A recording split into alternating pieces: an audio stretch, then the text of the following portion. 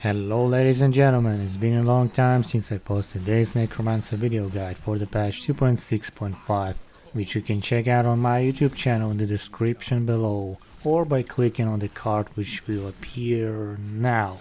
I believe this lone build is still playable nowadays with all these overpowered items, paragons and even some ethereals if you have plans to play the next season 24. But it's time to change this misconception. Over 2 years passed and I think it is time to update this video guide and revisit this build.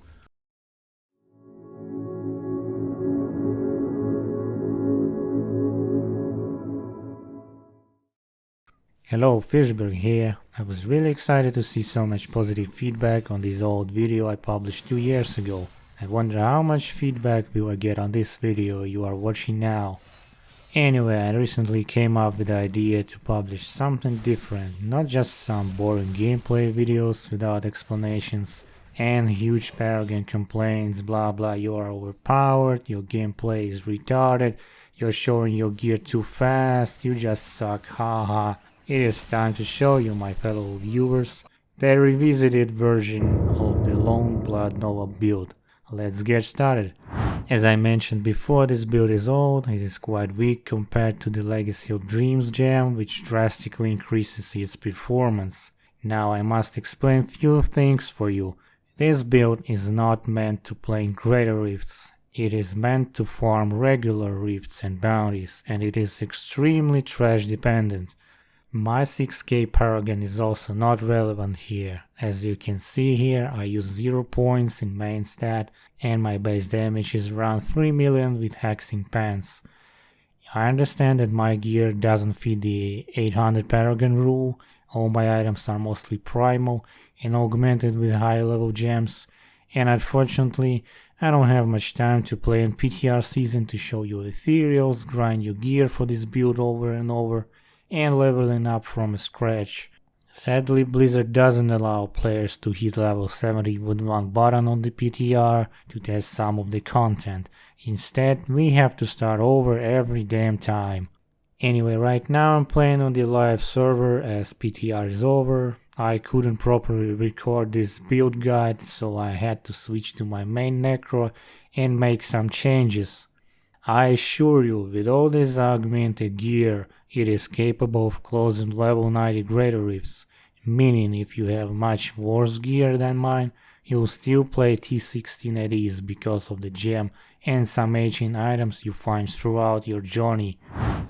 Alright, we are back in town, let's talk about some skills. Our primary damage dealer spell will be Death Nova with the physical rune Blood Nova, since it gives both the increased radius and more damage up to 450%. And what's more important is that the Blight-Tide Blade in Cube that gives us extra 400% damage for each enemy around us. That's insane. And another crucial spell in this build to work properly is Bone Armor with Harvest of Anguish rune. This skill synergizes with our main weapon, which is Side of the Cycle, and Lost Time Phylactery for extra movement speed. Unfortunately, I don't have the correct rolls on it, so instead I will use the Bone Ringer. The other four are supportive skills. Let's start with our Golem. I personally use the first rune, Flash Golem. It is pretty useful to spawn extra corpses to consume for HP and essence. You can also try to use another rune, Blood Golem. He can heal you if you are injured for 25% of your health. Might be useful with low paragons, especially if you are out of health and you can't sacrifice your HP to use Blood Nova. There are two more things connected with this skill. First, Moribund Gloves, which let our golem to spawn one corpse each second, and Golem Skin Pants in Cube or equipped on your character. They are used to take less damage in combat and also reduce cooldown of your golem to heal earlier than usual.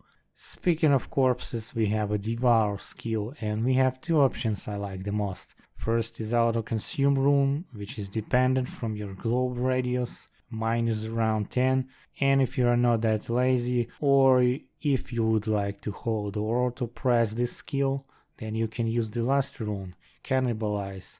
Each corpse you consume will heal your necromancer for 3% HP. Cool, isn't it? The Devour skill also synergizes with your chest armor, providing increased HP and essence restoration. Another important skill which is dependent from our globe radius is Aura of Frailty. This is another auto skill that surrounds your character. This aura has two purposes: kill all enemies at 15 HP left, and second, pull everything at you thanks to the Briggs ring. This is important because you gain extra damage from Blood-Tide Blade we mentioned earlier. The more enemies closer to you the better, and our Death Nova skill is exactly 25 yards radius. And another important ring I should mention is Crispin, either in cube or equipped. Once the enemies are pulled, they are auto-cursed by your Aura of Frailty. As a result, they receive 100% more damage or triple the bonus if they are knockbacked. Our pulling Briggs ring is considered as knockback, and to brutally finish this combo I use strong arm bracers, which grant me 30% more damage against pulled enemies. Oh, and don't forget, it also synergizes with our Bane of the Trapped legendary gem and our area damage. I have around 100% area, feels like it's perfectly balanced with other items without sacrificing other important stats. And finally, the last skill in the list is Blood Rush. You're free to use any rune you like the most. I personally prefer the first rune, Potency. It gives me more armor. Armor is never enough for int characters, so use it wisely. And Blood Rush also significantly gives us more movement speed thanks to the Steward boots. Now it's time for passive skills. Fueled by Death is helpful to gain more speed per corpse consumed. That's why I use Golem who spawns a corpse every second. Second passive of your choice, either keep Final Service or use Life from Death skill to proc globes from the corpses. Don't forget that your follower can save you from death with extra life ability, so choose what you like the most, globes or double life proc. The next passive is Standalone. It is self-explanatory. This will significantly increase our armor since we don't use any minions except a single golem.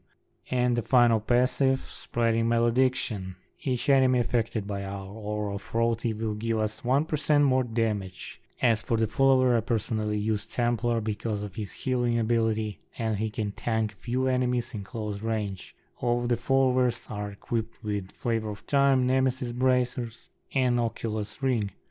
Now let's talk about the final part of our build guide, gear. As you can see, all my items are almost perfectly rolled except for the gloves, amulet and phylactery I mentioned earlier. Any amulet can be used in this build, just look for crit damage, crit chance and physical element if possible.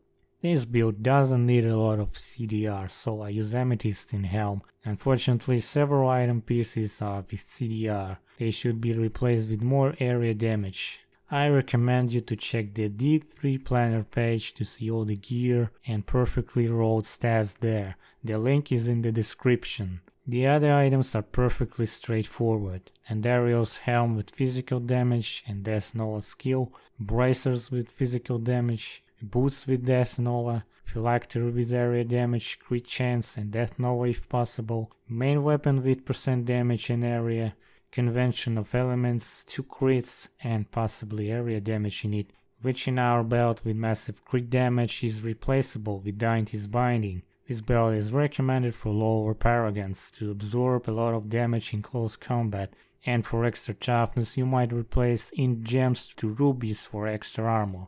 As for the ethereal weapons, in case you play this build in Season 24, I recommend you to use Black Box Sharp, because of its effect to increase damage by 10% up to 100%. The other ethereals for Necromancer give different bonuses which do not synergize well with this build, so I'd say Black Box is the only choice here.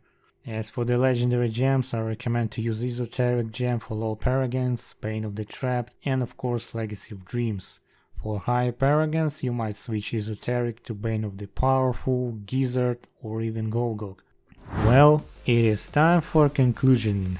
This build is mostly designed for rifts and bounties. Greater rifts are not really recommended, at least about level 80. There are plenty of other sets and builds that are 3 times better than this one. This build is just an alternative to other builds that are used for farming materials and keys. I hope you liked my explanations. If you have any questions, please ask me anything in the comments. And before you hit like or dislike and leave this video, I have some great news for you. My intentions are serious. I will keep posting more videos and I will continue my work. And to expand my creativity, I have launched my first website, my personal blog where I will publish news, guides, tutorials, and some texted explanations for both of my channels in 2 languages. Isn't it insane for just one man? The video you just watched is also available in the texted version on my page. Go check it out, the link is in the description. I hope you like this guide.